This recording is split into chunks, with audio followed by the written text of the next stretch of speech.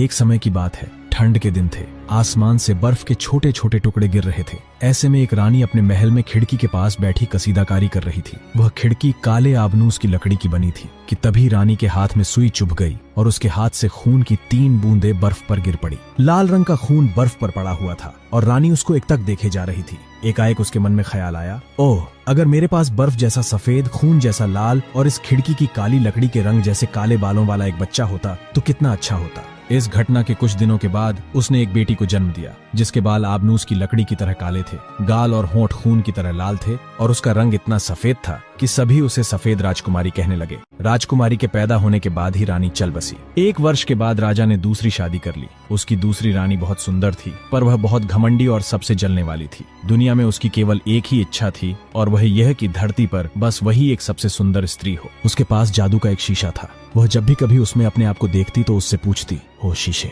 बता सबसे सुंदर कौन है? तो वह शीशा जवाब देता, ओ रानी, तू ही इस धरती पर सबसे सुंदर है। इस जवाब को सुनकर रानी झूम उठती थी, क्योंकि वह जानती थी कि उसका यह शीशा उससे हमेशा सच बोलता है। समय निकलता चला गया और जैसे जैसे वह सफेद राजकुमारी बड़ी होती गई, वह और भी अधिक सुंदर होती गई। फिर एक समय ऐसा भी आया जब रानी ने अपने शीशे से पूछा, ओ शीशे, बता सबसे सुंदर कौन है?